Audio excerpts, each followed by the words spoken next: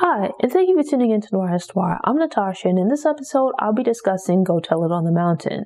This episode is also available as a podcast via your favorite podcast listening app if you prefer to just listen. Go Tell It on the Mountain by James Baldwin is a 1953 novel that is based on Baldwin's life, but is not an autobiography. Instead, the story follows a day in the life of John Grimes, a 14-year-old boy growing up in Harlem. The book explores John's life in the present, which includes his relationship with his family and church, but the past of the three adults in John's life, how they intertwine and made them the people they are in the present, are also explored. I was very aware of James Baldwin before reading this book, largely because I'd seen snippets of interviews with him from the 1960s during the Civil Rights Movement. In those clips, he was providing commentary during appearances on TV shows, not necessarily participating in debates, but rather conversations about the Civil Rights Movement and the Black experience in America. I was also aware of the titles and themes of some of his books. I knew that he's regarded as being an incredible author, but up to this point, I don't think I've read a James Baldwin book. As I sat down and started planning out the books and movies that I would review for the year, I thought it was about time to finally read something by Baldwin. He would be incredibly fitting for Black History Month. I looked through some of his titles, and for whatever reason, this book stood out to me. John is the oldest of his parents' 4 children, with one boy, Roy, after him, and 2 younger sisters. One is about elementary school age, and the other is a baby. His mother, Elizabeth, takes care of the kids and home, but sounds like she might also work, while his father, Gabriel, is a preacher at a local church, though it sounds more accurately like he's a deacon. Gabriel is like the backup for the main preacher, thus he's usually not the one that stands up and gives the sermons on Sundays. His duties and responsibilities are more focused on maintaining the physical church rather than preaching to the main body of the congregation. Because of his involvement with the church, his family is involved as well, with John in particular tasked with performing chores at the church. Within the household, John and Roy are growing up under the strict guidance of Gabriel, while their mother, Elizabeth, is a bit warmer and gentle with them. There's a scene early in the book where their father has left the house to go to his part-time day job, so it's just the mom and kids at home. It feels tense when Gabriel is around, as Elizabeth withdraws into herself, and the boys, especially John, seem nervous. Gabriel is very demanding with the boys, to the point where it's overwhelming. He struck me as one of those parents who keep their kids on such a tight leash that the moment they get a bit of freedom, they have no idea what to do with themselves. Roy is a problem child who is very willful and does his own thing. I don't think Roy's age is ever stated explicitly, but he's a preteen at most. Despite his young age, he's already getting into trouble in the neighborhood due to ripping and running the streets with his friends. There's a great deal of fear for him and his future because he seems to already be headed down the wrong path. Meanwhile, John is rather inoffensive and seems to be a good kid who is just trying to avoid drama. That's not to say that Roy is a lost cause, but just that greater effort needs to be made to keep him on the straight and narrow. Whereas with John, he doesn't get into any real trouble, but Gabriel is always giving him grief. When John was younger, the school principal singled John out as being intelligent, and since then, it has been his internal source of self-esteem. He takes great pride in being intelligent, and it's had a tremendous impact on how he moves through life. Being the oldest boy, and because of Gabriel's involvement with the church, quite a bit of expectation has been placed on John with regard to his future. There's an expectation that he might follow his father into the ministry in some form. But despite being so immersed in the church, John doesn't feel the connection with the church that he thinks he should. It's kind of sad because to a degree, it seems to be a result of his relationship with his father. Gabriel is overbearing and self-righteous and beats the family over the head with religion to the point that it turns the boys away. John is subtle and keeps his true feelings to himself, while Roy asks questions and pushes back against the authority of their father. At first glance, the two brothers seem to be very different from each other, and to a degree they are. But because they've grown up in the same house under similar conditions, their internal feelings are much the same. They seem to be two sides of the same coin, where the feelings that they have are very similar, but how they express themselves and their frustrations are different. We have insight into John, though not Roy, as the story is mostly but not completely told from John's perspective. There are a few situations where the two boys are present and interact with other characters.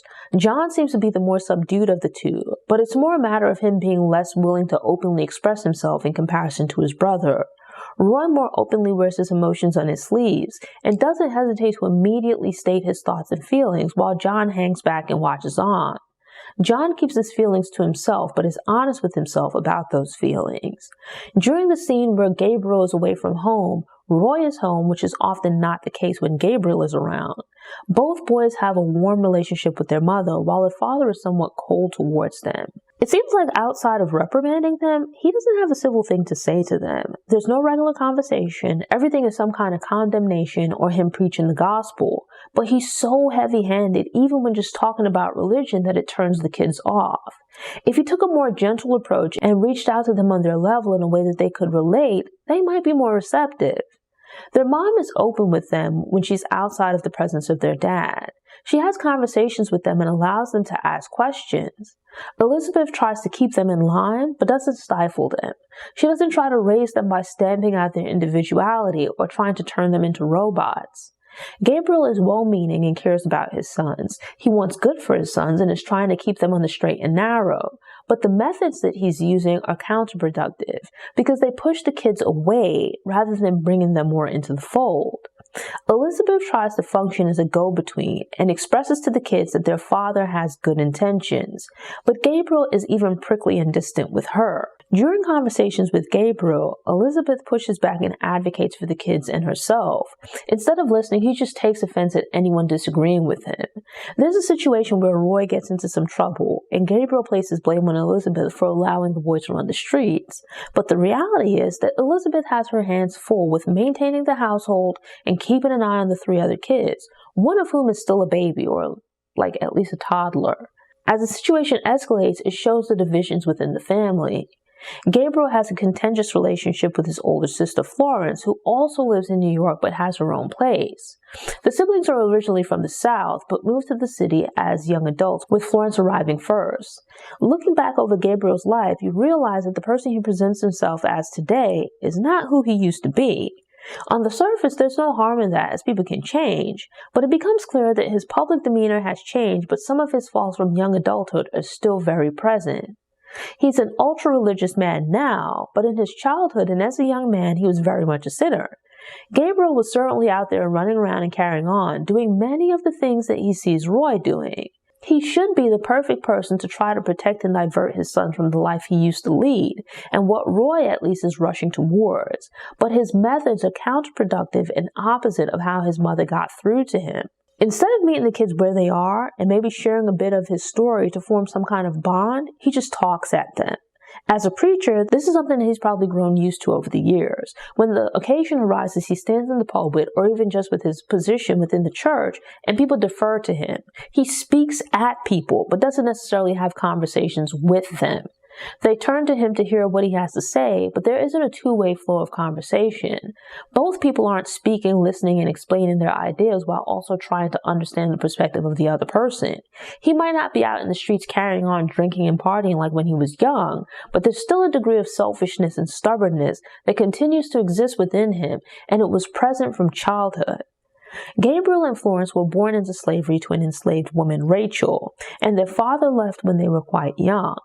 Emancipation occurred when they were still very young children, so they spent the majority of their lives free. Rachel was an older woman, and given into the sexism of the time, she vested all of her pride, focus, and dedication in Gabriel. The reason was that Rachel placed limitations and low expectations on what she believed Florence would do in her life. She expected Florence to one day get married, have a home and family, but to do little in the world outside of that. So everything within the house was given over to Gabriel to improve his prospects for the future. Gabriel ended up being spoiled as he grew accustomed to everything revolving around him and his mother and sister catering to his needs. Rachel granted Gabriel's every whim, but little was expected of him in return. It was a very one-sided relationship where Rachel also expected Florence to sacrifice for Gabriel and dedicate her life to him. With schools now available, Florence had aspirations to get an education and have a life of her own, but there weren't enough resources for both kids to attend school, so the opportunity was given to Gabriel. Giving so much as a girl and later as a young woman, Florence decided to strike out on her own and headed to Harlem in hopes to get more out of life. Something that I enjoyed about the book is that it's a real character study. We see the adult characters as they are in the present, but we also get a peek back into their early lives and an understanding of how they've developed over time. It's so easy to make characters black and white, to take someone like Gabriel and cast him as the villain in the story, but he's more complex and multi-layered. I found him incredibly selfish and frustrating, but still sympathized with him as a character.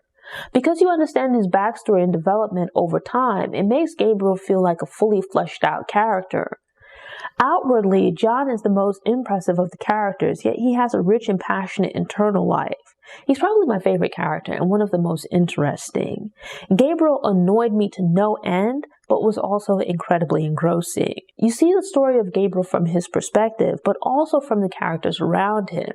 From childhood to being a young man, given the way that his mother raised him, Gabriel was the center of attention and a bit of a brat. Everything was focused on him and for him. He grew up with an expectation for women to cater to him and live for him, to take care of him, shield and guide him through the world. As he got older and was partying and drinking heavily, his mother wanted him to get his life together to fulfill this vision of a good life that she saw for him and for which she sacrificed. For Rachel, this meant Gabriel finding his way into the church and ministry.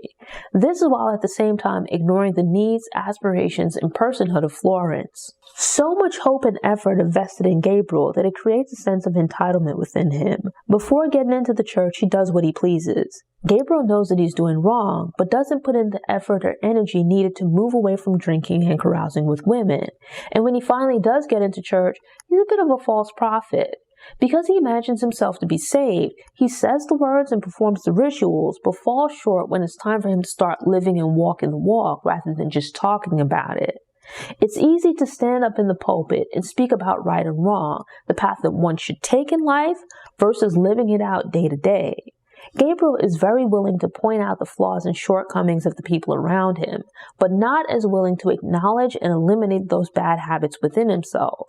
He might not be out there getting drunk, falling into gutter, and chasing after random women, but the way of living properly as far as how he treats other people is still lacking. Before joining the church, he was a bummy guy and wasn't living the most positive life. After joining the church, his actions weren't as bad, but his thoughts were, as he sat in judgment of many of the people around him while putting himself in situations to do wrong. He's so concerned with everyone else that he's not safeguarding himself from doing wrong and begins slipping. His issue is a matter of gender, but also sexism.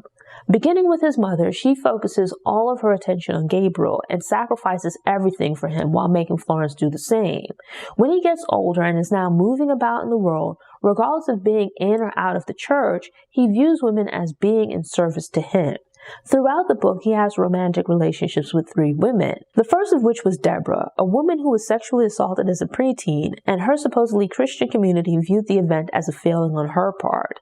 She came to be seen as having been defiled and was ostracized by the community.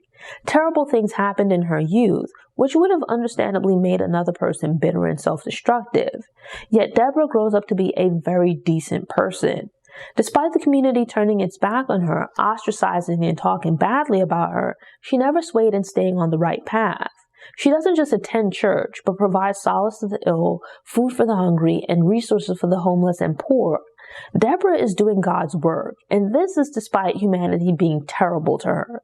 She's a very good person and somehow winds up being Gabriel's first wife. And this is after having known Gabriel when he was out there running about in the streets. She brings him more fully into the fold when he finally takes steps to turn his life around. Gabriel was a disappointment to his mother throughout much of his life. She'd sacrificed her life for him, and by the time of her death, he was still struggling to turn things around. Then when she was old and laying on her deathbed, he was unable to provide her with the care and support that she needed. Deborah had to step in and care for Rachel. He was unable to dedicate time to his mother because he'd been raised to be selfish. Gabriel had received care and comfort from his mother, but didn't know how to give care or comfort. And then here comes Deborah to take care of not just him, but his mother as well. She also maintained a connection between him and Florence after she moved to New York. Otherwise, left to their own devices, Gabriel and Florence would have likely permanently fallen out of contact with each other after their mother's death. Deborah continued to provide support for Gabriel as he rose through the ranks of the church and began to make a name for himself as a preacher in the area. Yet despite all that she does for Gabriel, it's still not enough. Deborah supports his dreams and ambitions, helping him despite Gabriel doing things to hinder himself due to a lack of faith in his abilities. He's well aware of his flaws and shortcomings, and she is as well, but still encourages and supports Gabriel.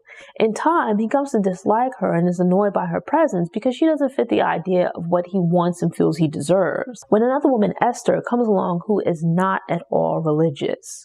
Under the guise of a religious mission, Gabriel takes it upon himself to attempt to save her soul and bring her into the church.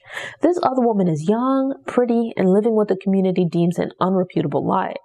I didn't see the big deal with her lifestyle, but these were different times. Gabriel sits in judgment of Esther while at the same time being attracted to her. While lying to himself about saving her, Gabriel should be focused on trying to save himself because his faith and footing on the right path aren't very secure. He makes excuses and tries to shift the blame and burden of responsibility onto someone else. When he does wrong, he's unable to fully accept responsibility for his actions and tries to hide his misdeeds.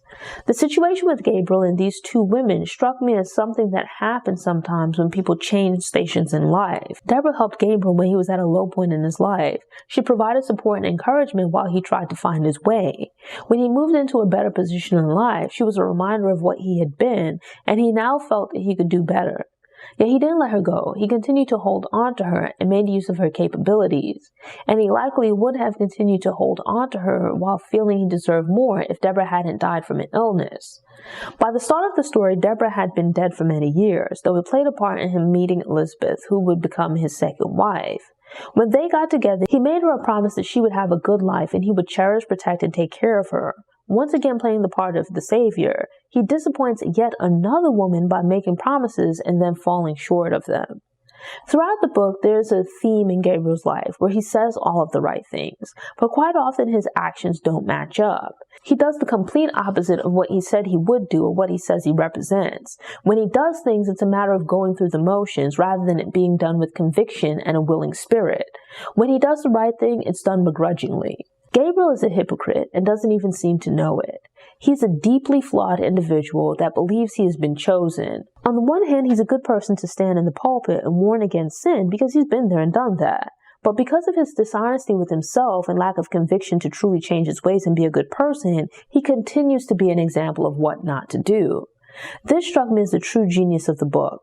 Gabriel is exalted and able to move up in the church and stand in this high-ranking position despite being completely undeserving of it. You have these two women that he married who were leading hard lives due to factors beyond their control, and other church members would sit in judgment of them. But once they set themselves on this path of following this way of life, they stuck to it steadfastly. They truly turned their lives around, but yet they've constantly reminded of what they once were, and it wasn't even their fault. And here Gabriel is constantly backsliding. It's revealed that Gabriel is John's stepfather, as his father died before he was born. It gives some unfortunate context to the way that Gabriel treats John. He tries to pin the children into just home, church, and school with no life or interest beyond that. The story in the present takes place during one day, which also happens to be John's 14th birthday.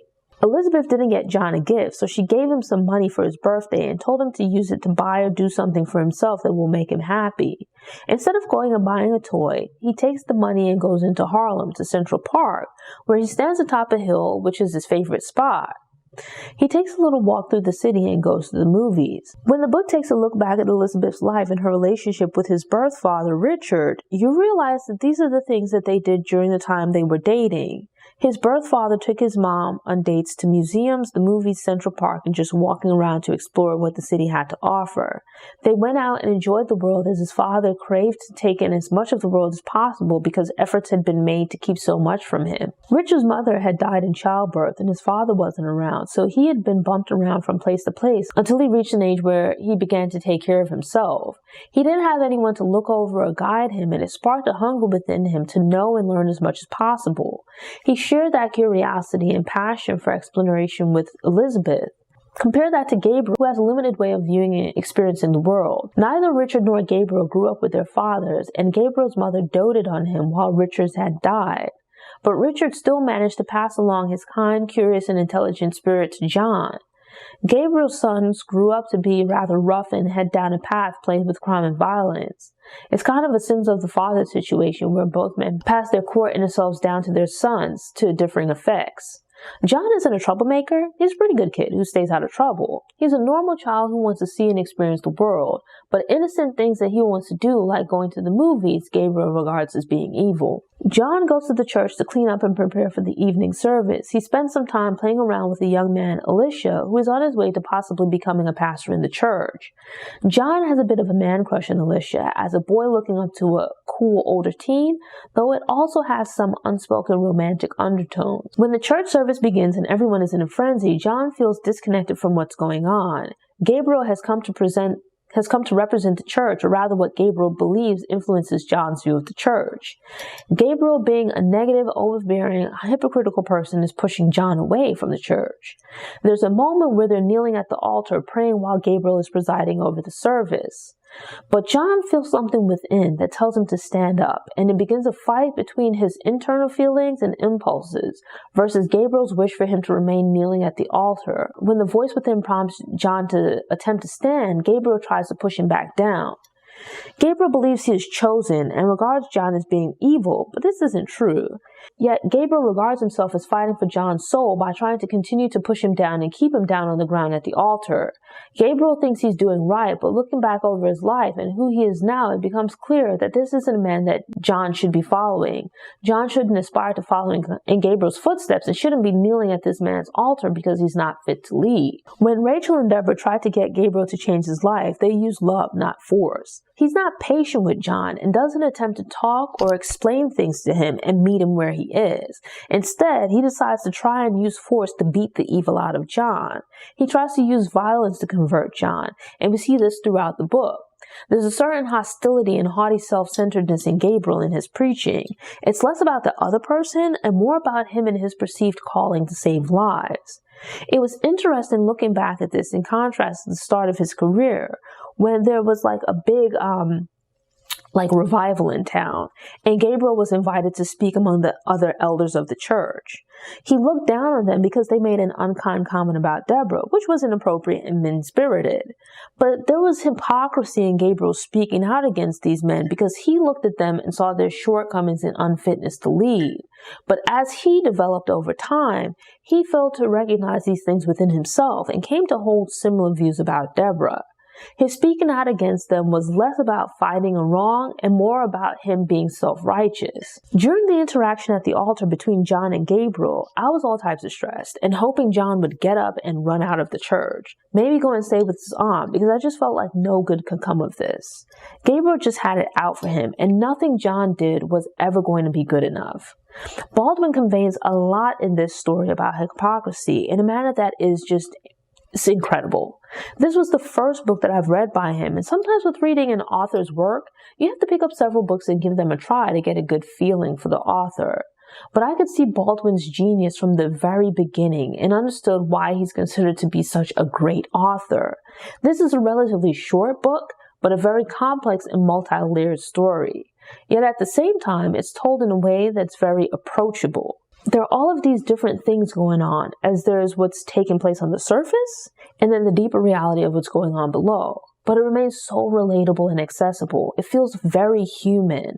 I thoroughly enjoyed reading this book. Thanks for tuning in. Show notes are available on the Noire website via the link in the episode description. If you enjoyed this episode and want more book recommendations, subscribe to the channel, click the notification bell, and check out my book review playlist.